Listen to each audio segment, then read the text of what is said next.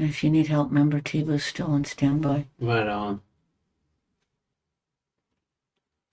5 more minutes. We're ready. We're right on. Go.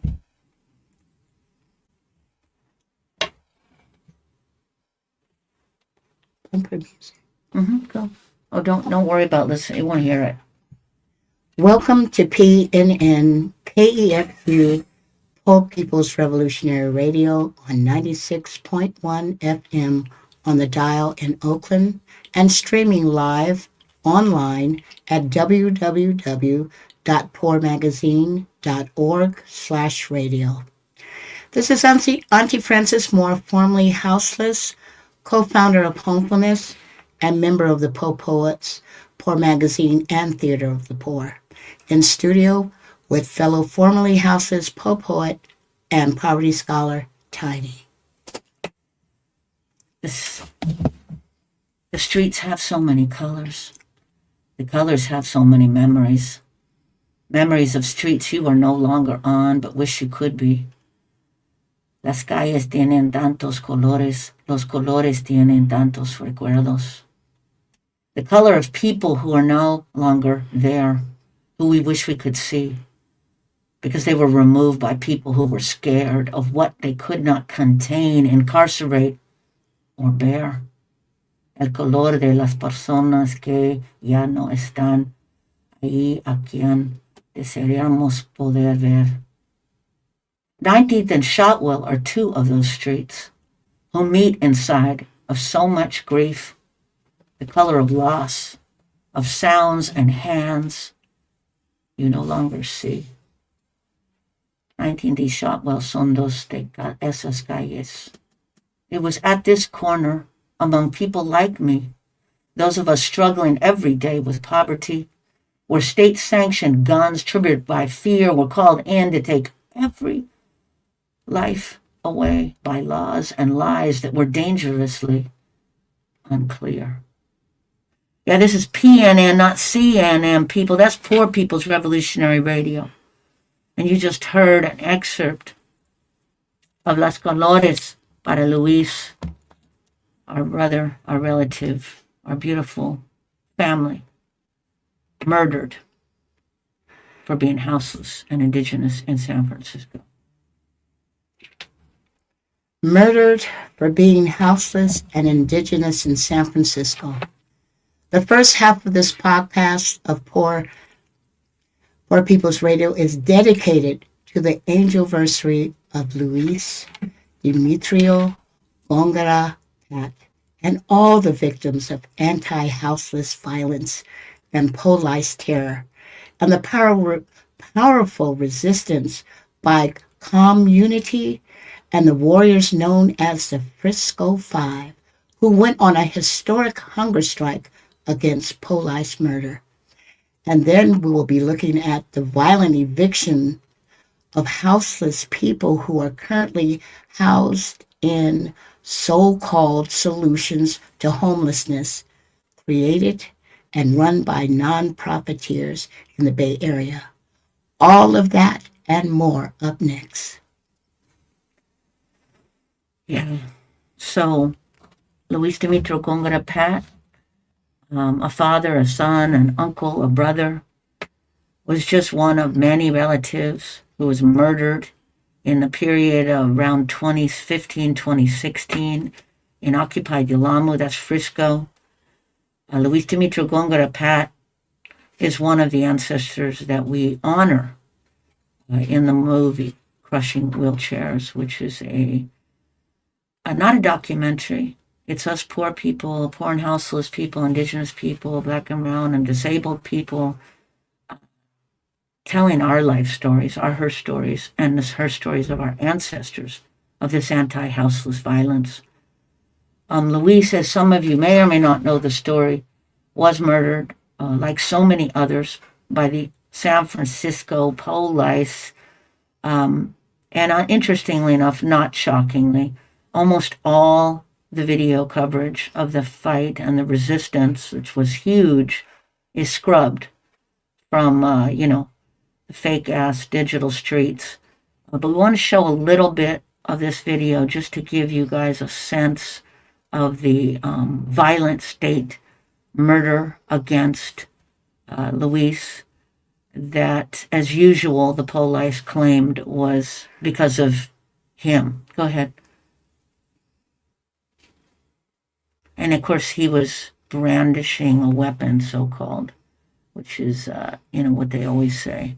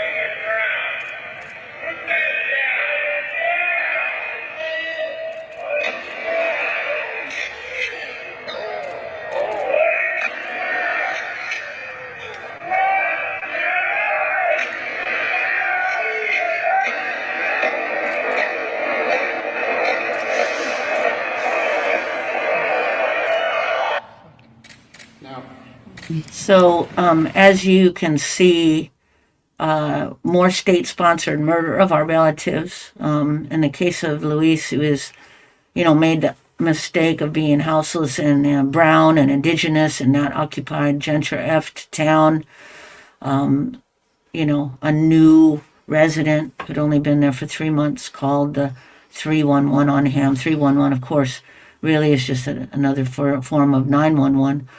And he was murdered and gunned down, shot multiple times. I think it was over 58 times.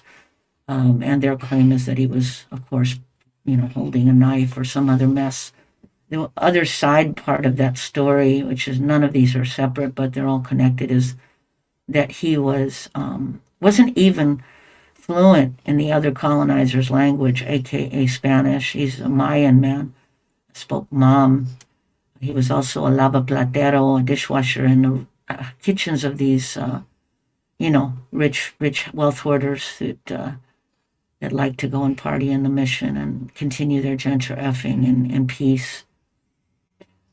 So there was a lot of extreme violence that were happening in that time, as happens every day in occupied Turtle Island. Shout out to Alex Nieto, to Almicas Perez Lopez, to Jessica Nelson Williams, just one after the other. And there were many of us revolutionaries who hit the streets and did not stop. We are blessed to have two of the warriors on today's show with us, because not only is it the anniversary of Luis and many others this year, but 10-year anniversary, but also of the Frisco Five, who are a badass group of Frisco folks who just said no more. We're going to show a little bit of one of the relatives, Selassie, who is, go ahead to the next one actually, who is speaking. And that's a picture of them, and they're culminating, but this is Brother Selassie.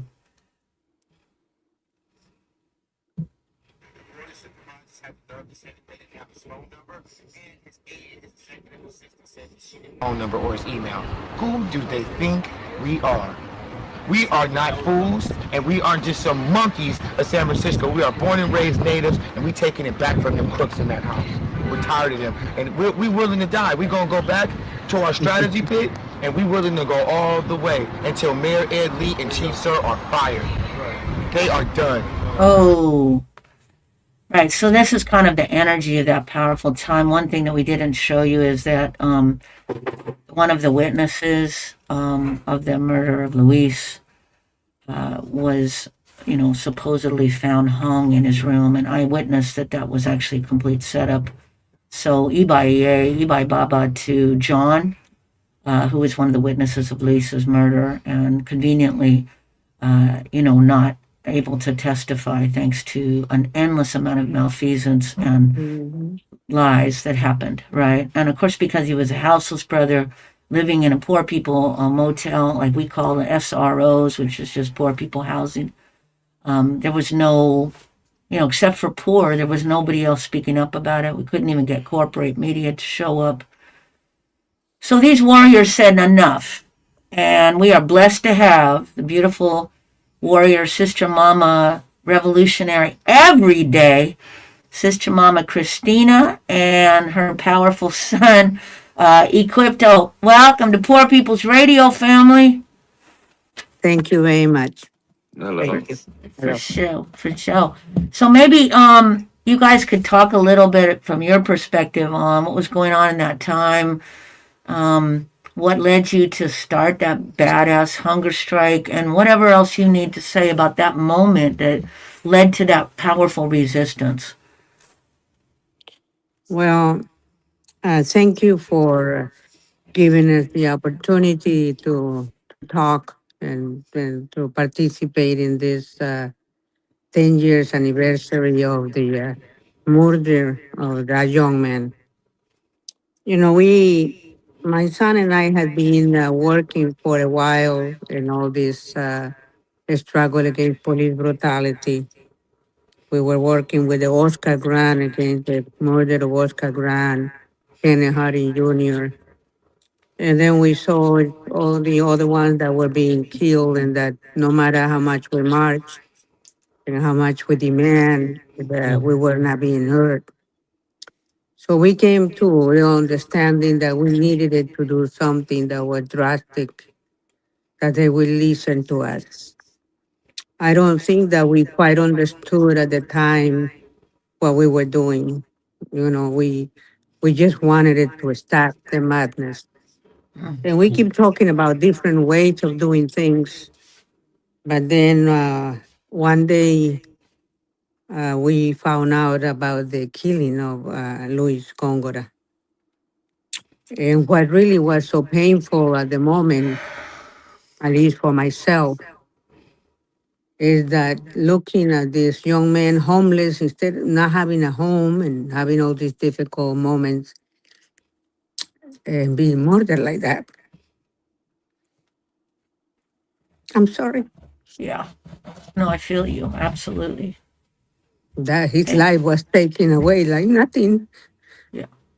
And then we decided that was enough, that we had to do something because it was getting out of hand, really, truly. At the time, it was one kid after another, one kid after another. Yeah. And so we decided to do it.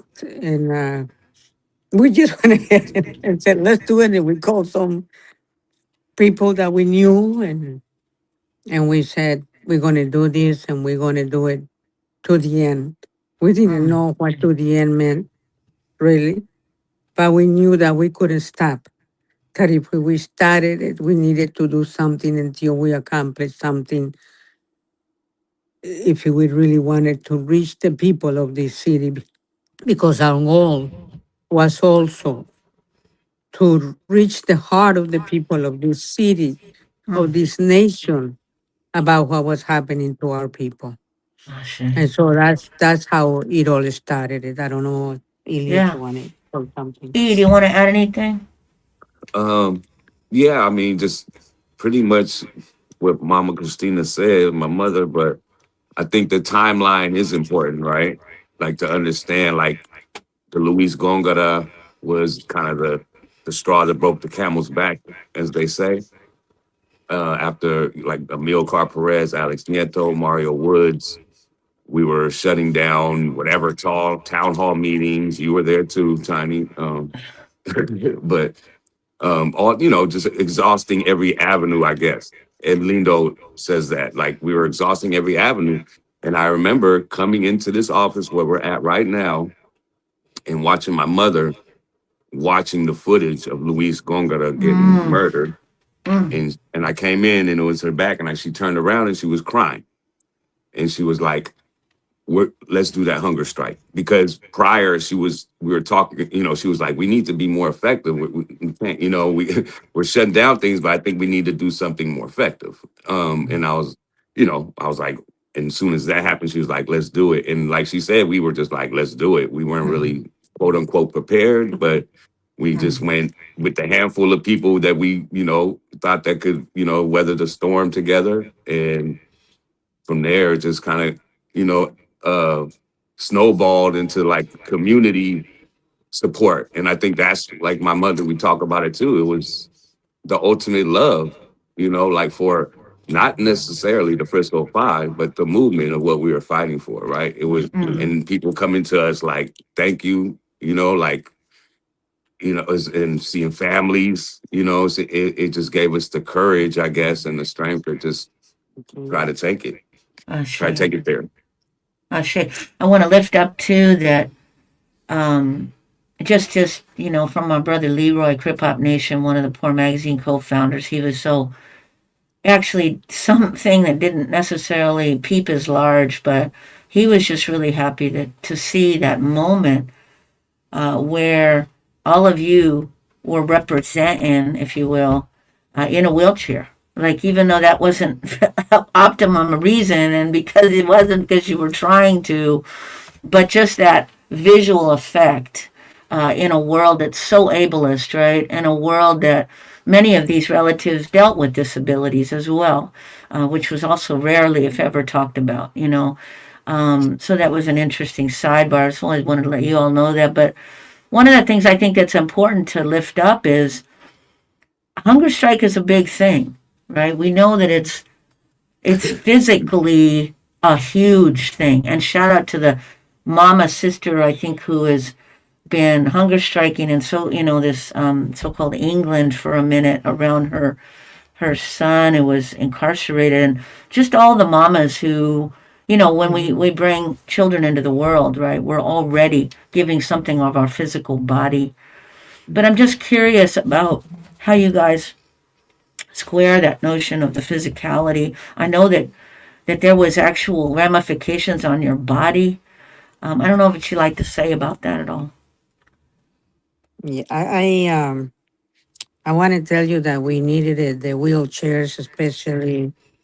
It was me, I knew that when I walked more than 2 blocks at the time, I was having really difficult time breathing and handling my body. It was was a very heavy for me to do that. So I requested it that we go that way because I was afraid of the effect of walking that distance after being on the hunger strike that long and to do that.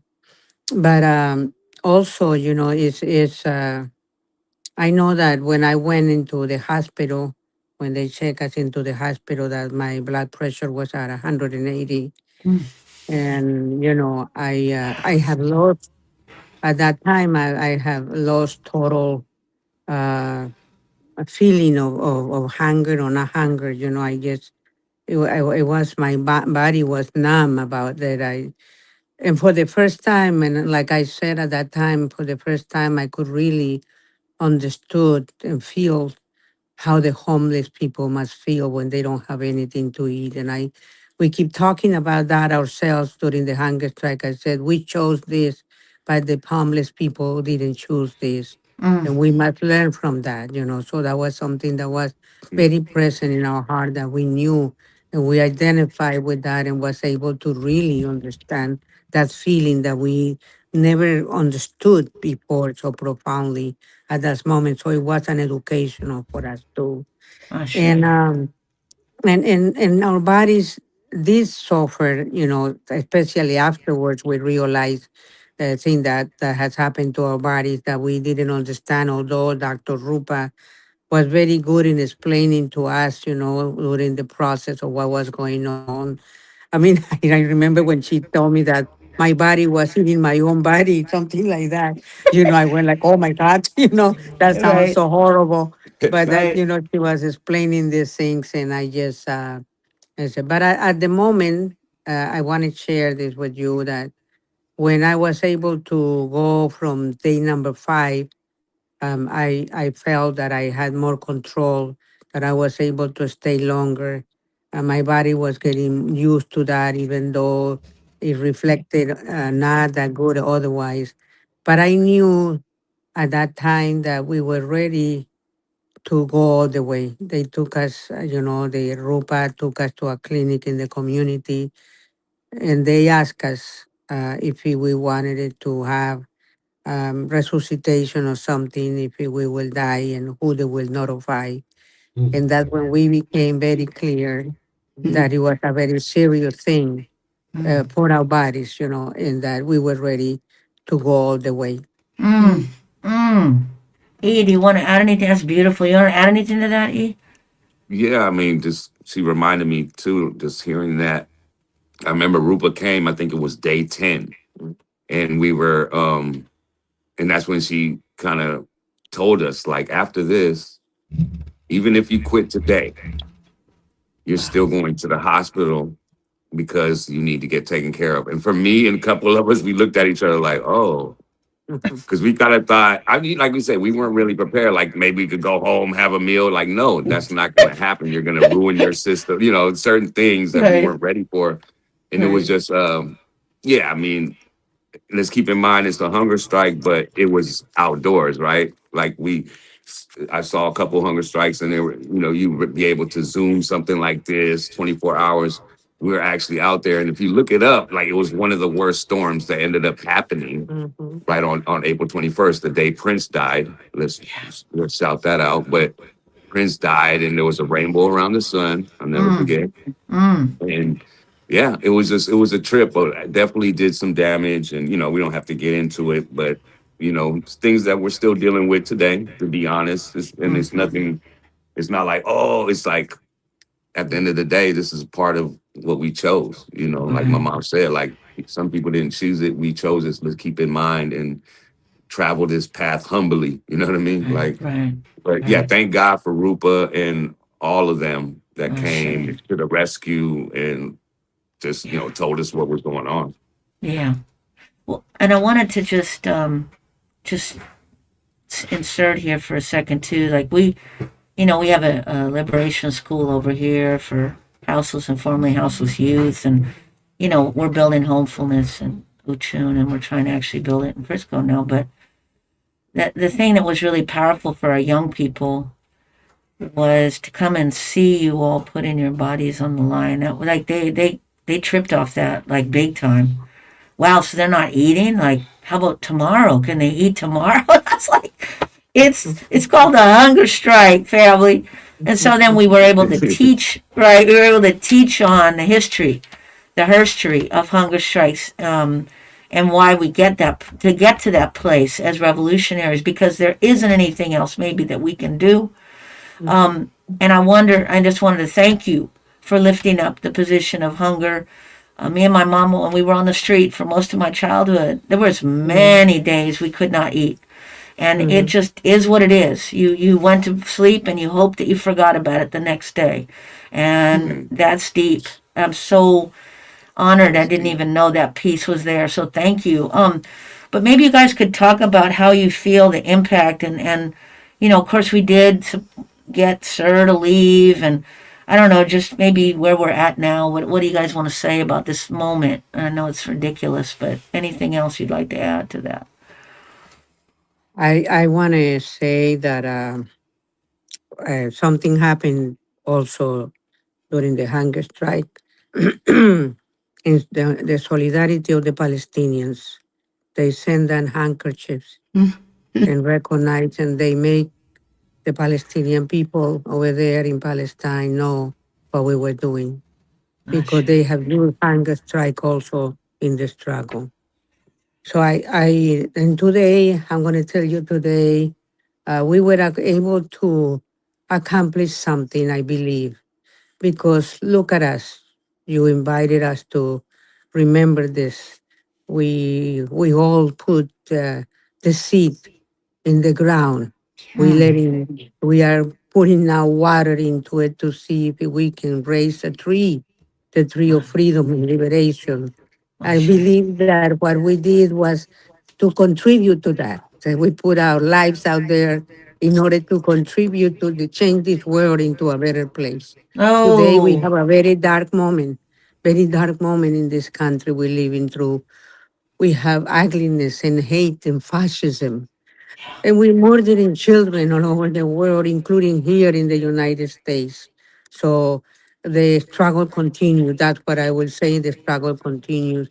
And I don't know how is it that we're going to be able to change the system, change the ugliness that are going around. But all I know is that it's people like you and like ourselves and other people that are full of love for humanity that are going Mm. to be able to do something. And I believe and I trust that. And I think that was the highest way that we could show our love at that time of the hunger strike. And now I know that my son and I and others that we're very close, and you, Chel, and others, that we are full of love. And that somehow we're going to come together and begin to change this world and get rid of this ugly system that is destroying our people here and everywhere in the world. The struggle Oh, continue. That's all I can say. The oh struggle my God. continue.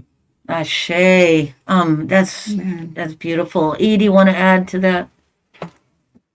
I don't know. You guys got me tearing and like we're crying over here. You know what I mean? Like it's just Yeah. bringing up a lot of emotion and memories and just like reminding us what we're fighting against. And to Mm. this day, like she said, the struggle continues. And it hopefully we all learn from things, right? Because it gets more in depth. Like we said, mom is still organizing for a general strike and to connect the third world liberation to what's going on because we're going through it too, and how important it was for the folks that gave us the kafiyas, you know what I mean, that recognize the struggle. Like, so hopefully, yeah, you know, We will. hopefully our existence here and all of us together, like she said, folks like y'all that have been organizing, like we all can spark, the next minds that are coming up and to join the resistance to keep fighting. Ashe. Woo. Yeah. I'm just so honored that y'all are here.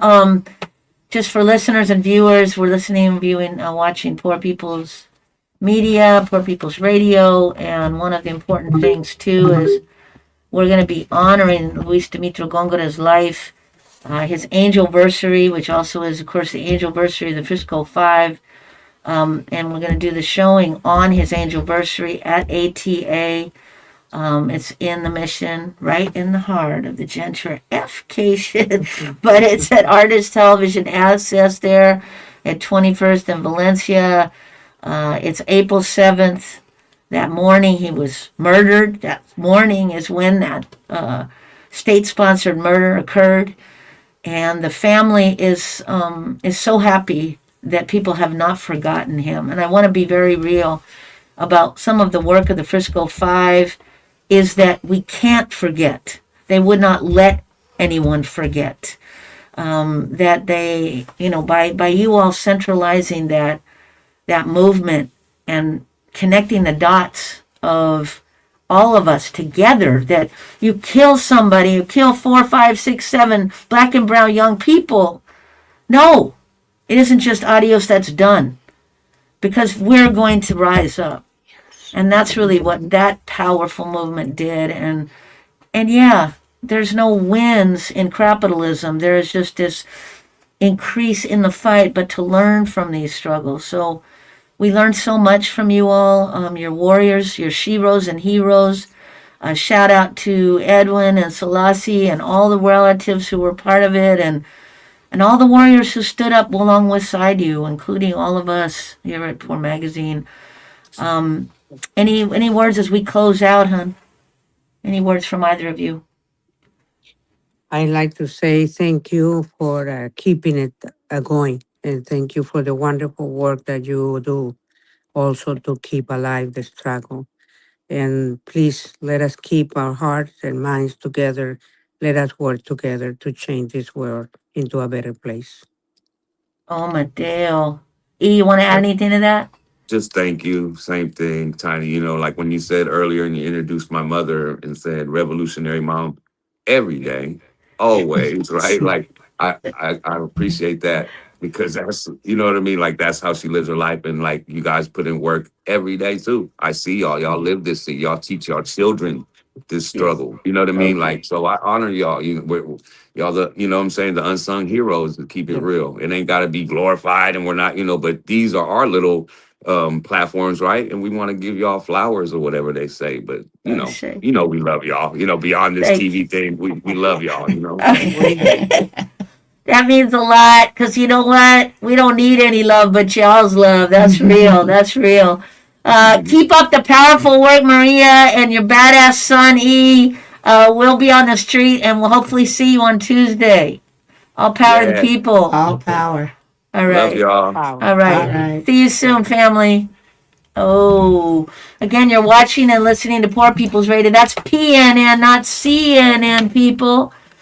Poor People's Revolutionary Media, broadcast live and direct from the small part of Mama Earth that us houseless people call homefulness, a homeless people solution to homelessness. So up next, solutions to homelessness evicts houseless people to nowhere. Again, to the ends of the earth until we are all dead. We're at 301 Peralta Street. It's a tiny home encampment. Okay, and what's the the non-profiteer saying to you right now? What's happening? Basically, that we have to exit the premises by March 31st, which is today, and you have to go wherever you can go. Like there's no. Are you serious? Yeah. So basically, I've been here almost 4 years, and I've never got like help or resources or anything. And it's messed up because if you don't have an email or anything, you can't receive any information back from whoever you may have got information from, like got matched up with or anything like that. So you're basically at the hands of the people that work here, and if they're not doing their job, then you're. Do you remember when you first came here? Was there a promise that you'd get permanent housing? Correct. There was I wouldn't say a promise, but there was a understanding that you're here and they're going to find resources for you to be housed. Yeah, and that was brother Dennis, a fellow Boricua brother. Hey, bruh. One of the many relatives dealing with this violent eviction, which I might add is like overnight. They hardly give you any time at all. I think you get like a 3 or a 7 day notice, and you suddenly just have to go. From a solution created by the politricksters and the anti-social workers. I do want to call out these big-time non-profiteers, is what I call them, HCEB, which today there was a press conference about Mandela House, as some of you all may know, was another solution for folks who were peacefully inhabiting Mosswood Park and East 12th Street, and now they're evicting them. Another one at 71st and San Leandro Street, right? Yeah. Overnight, hundreds of people supposed to go somewhere with nowhere to go. And they'll wait for it. That's not enough because the sanctuary parking lot in another location overnight just closed. And so we figured out we need to have a little conversation about this mess. Is our family here? Yes, Okay, let's bring them in. there they are. Hey, family. Hey there, you guys. There they are. There's our badass warriors from Wood Street Commons. Poor Magazine in the house. Hey. Right, of course, self-help hunger program in the house too. All of us poor people-led movements, rising up with our own solutions. One of the things that isn't clear, and I don't think people overstand it, listeners and viewers, and no disrespect, that's why we do this education media, is when we come up with solutions ourselves, those solutions actually can work. Coming up with a solution of temporary housing, which is basically just somewhere they can put us for a while they do their violent sweeps, that's not a solution. That's not even a Band-Aid. That's a trash can. That's, let me get them out the way for the optics, And then when no one's watching, quiet is kept, we'll just, discard them because they ain't human anyway. That's the kind of mess that's happening right now. Relatives, I know that you can talk about Third and Mandela. We weren't there today. And I know also you have opinions on all this as warriors of this. What would you like to say? Go ahead, family. Well, I think it was actually Third and Peralta, and there's so what's going on out there is Third and Peralta, a cabin community that's been there for about actually 5 years, is in its final day today, and the residents that were left there, about 16 of them, basically have no place to go. And I heard that I think the police showed up and the city of Oakland showed up, I guess, to remove the remaining residents from that location. Also, Wow. at the Mandela House, that used to be the old extended stay, a year ago, HCB took it over and they got this year contract to use it for interim housing for people that were coming out of Mosswood Park, uh, San Pablo, and West Grand, and also East 12th residents were Yeah. moved in there. And they had basically a year to be able to stay there. And then after that, the program was going to shut down and turn into permanent supportive housing. And so now that program is shut down, and all the residents that were there that weren't able to find housing uh, are getting put back onto the street. And the thing about it is that, like, a lot of these big organizations, these big nonprofits, they get a certain number of money to actually support through programming and things of that nature. And even at one point, we kind of were bouncing around the ideas of Wood Street Commons providing that peer support for the residents because we really care about people advancing to the next level, or helping support them in a good way. Whereas a lot of these, organizations like to just say and bill that they're actually doing this stuff and they're not doing anything at all with it. And so that's the unfortunate part, is that there are organizations out here that are willing to help and support people, but for whatever reason, they won't let us, help our people. And then at the end of the day, these organizations are still opening up new sites, or still everybody's still getting paid while these people are forced to go back out onto the streets. And now with these new laws and with the EAP coming up next week, like, if it does happen to pass through, then people can be criminalized Mhm. for living outside. And so it's just like a vicious cycle. They say that they're helping people by getting them off the streets, but really it's just causing more trauma and pain and getting them deeper into a hole that's harder to get out of. That part. Francis, did you want to add any of your thoughts on this? Well, it's like if you've never experienced sleeping on the sidewalk, how would you know? And then it's all about the money. It's about all that blood-stained dollars, and when that is not properly given back to the people who need it, then there you go. So I just want to say this, like we always say here at Homefulness. Homefulness is the poor people solution to homelessness is homefulness. So if they really want to help us, listen to us. We know what we need and we know what to do for the ones who need it. Ashe. Well, and also I think that the other thing that it brings up too, thank you, Francis, always on point. I mean, the piece too around it, that's one of the things that you guys do at Wood Street Commons, because you're in some of these boardrooms and you're constantly, letting them know we have solutions, right? You guys have solutions. There's things we can do that are not rooted in eviction and bloodstained dollar, you know, accumulation, which is what I see these non-profiteers doing. But one of the other examples of that is even the hotel vouchers, right? So we do the Homefulness Hotel Fund along with Manna from Heaven and Self-Help Hunger, because we're on the street every day with our relatives, knowing what people need. There ain't no more hotel vouchers by the city, and if they are, please tell me where they are, family. Because right now, we've got over 6 to 10 people that we're trying to raise money for just to put them in motel rooms because they literally are just on the street after they've been violently swept like we're trash. And shout out to Sweeps Defense and Jazz and Satya.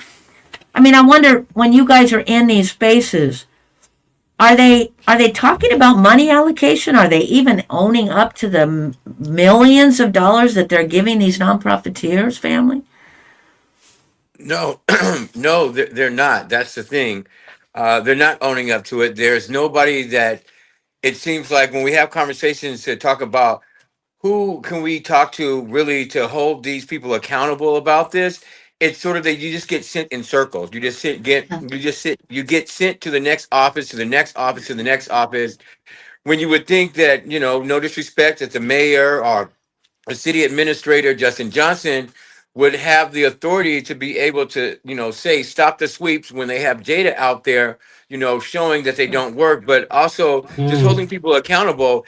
And I think what's not talked about enough is that everybody's making money off of this. So it's like they don't want to change the way Yes. that the system is set up Yes. because they're making money off it. People are getting Exactly. Right. paid, and the people Exactly. Right. that are suffering are the ones that are unhoused. We are the pawns in all of this.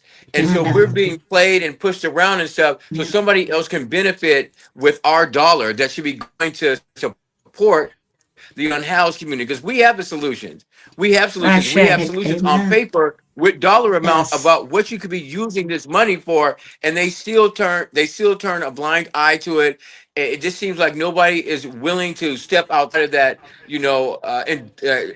nonprofit and industrial complex mold, and just stand up for what's really right. If you want to be honest, it's just standing up for the right thing. Ashe. I Right remember. Right, on, and we know John. that like right now they're closing down a lot of the shelter spaces. They're saying that like Yeah. Measure W money is only going to go to make the ones that are already existing better while they're shutting them down. And so, they sometimes it also feels like in some of these county places is like they just listen to us because it's the hot thing right now, but not actually Mm. enacting. I mean, what we do at Wood Street doesn't cost not even thousands of dollars to do what we do and how many people we reach and how much support we can give to people. So it's just crazy that we're offering like cheaper solutions, more meaningful, something that's comprehensive that can actually help people heal and help them be more self-sustainable in the long run, but they don't want to listen to that. They just, That they part. I still are. remember.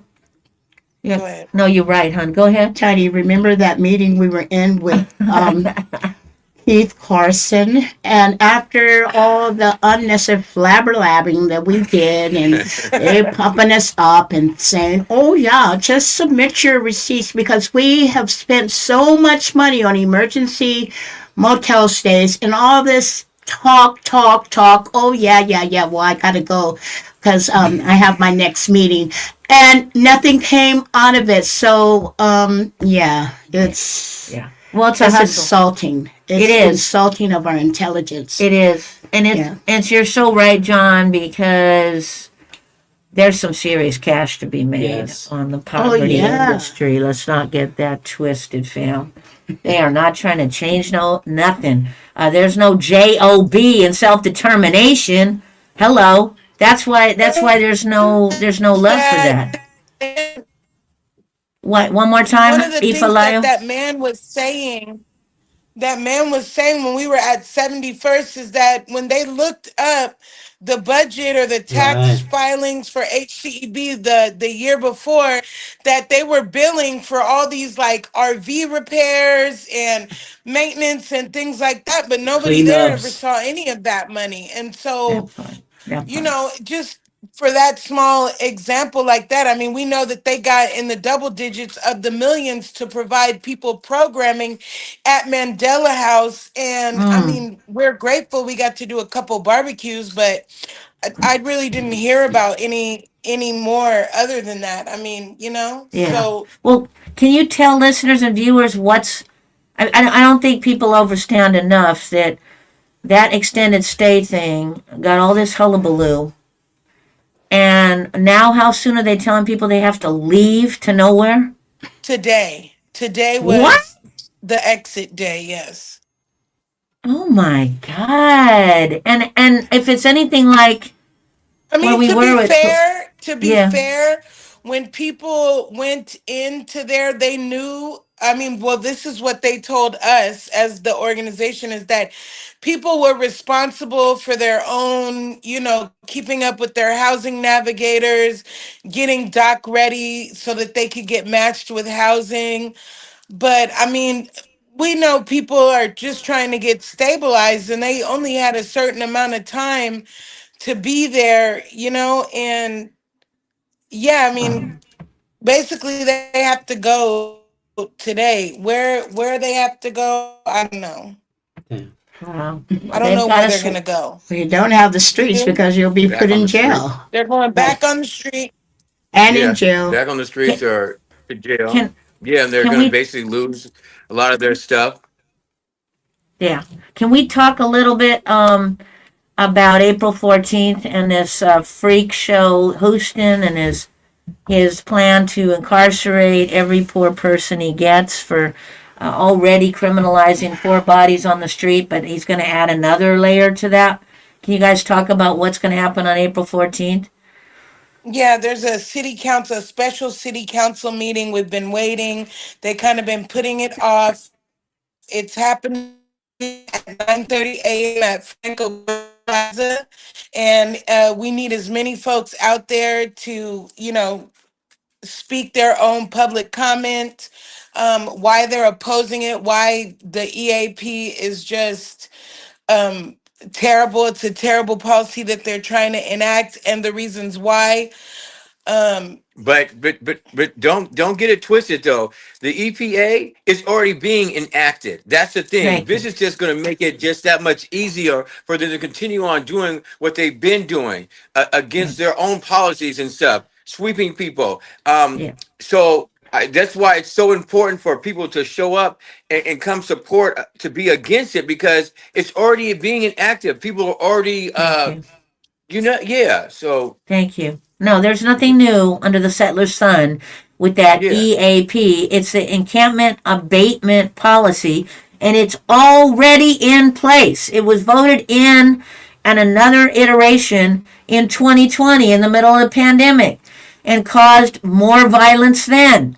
So there's nothing new. But this guy who's trying to show off to his constituents about how tough he is on houseless people is coming up with yet another settler law to layer on top of the other ones to criminalize poor people's body.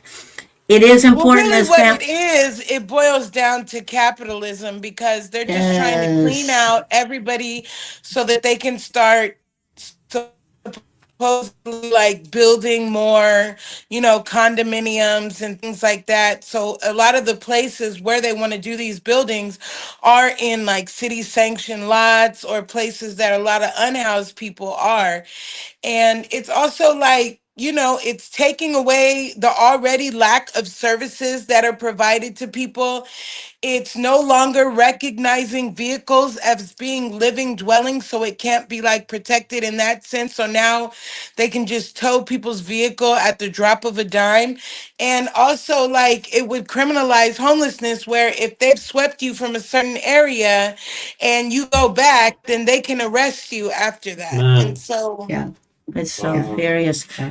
Uh, Please come out. A special city council hearing on April 14th. That's Tuesday, April 14th at 9:30 a.m. I also want to say for listeners and viewers, Poor Magazine and Wood Street Commons and Self Help Hunger Program are going to be doing a special action about where's the damn money, B, against the non-profiteers, April 28th. Mark it on your calendar. Show up. We'll be out there at 11 o'clock. I'm not sure where yet. You just got to keep watching Poor People's Media. We're going to work that detail out. But yeah, we have to call them out. Real talk. Yeah. I want to shout out to our sister Omawali Fowles, one of the other, beautiful warriors in the trifecta in this world. her and myself and Francis have been having these useless conversations with some of these non-profiteers who are literally getting money in the millions, you could argue in the billions with the B, to supposedly solve our homelessness. And now they're closing shelter after shelter, house after house, space after space. And so we do need to call this out, family. That's real. Where's the mayor? Okay, that part. That part. Well, you know, and nobody wants to say that because we all want to be friendly to the new mayor. But let's be real. Nobody's stopping stuff. I hate to say it. Nobody. Any last words, family? Nope, just come to our resource fair May I say, 29th, 1 to 4 at the old Greyhound parking lot. woo! May 29th, party with all us Getro scholars, fam. You know you're going to have fun. Never a dull moment. There might even be a little fight. I'm just saying. Okay. You ain't never lied on that. It just might. You already know. Come on now. Come on now. All right, family. We love you so much. Wood Street Commons in the house. Need self-help. That's what's up. All right. Talk to you guys soon. See you on the street. Okay, go ahead, Francis. Okay, so that's all for this edition of Poor People's Radio. To get our complete podcast, go to Poor Magazine on SoundCloud or poormagazine.org or wherever you get your podcasts. Follow us on Instagram, Facebook, X Blue Sky, at Poor Magazine or at Poverty Scholar, or on Poor News Network on YouTube. All power to the people. Power to the people. Because there is power in the people. Believe it. Oh. And come out April 7th to ATA. Support Luis Conga de Pat. We love you, family.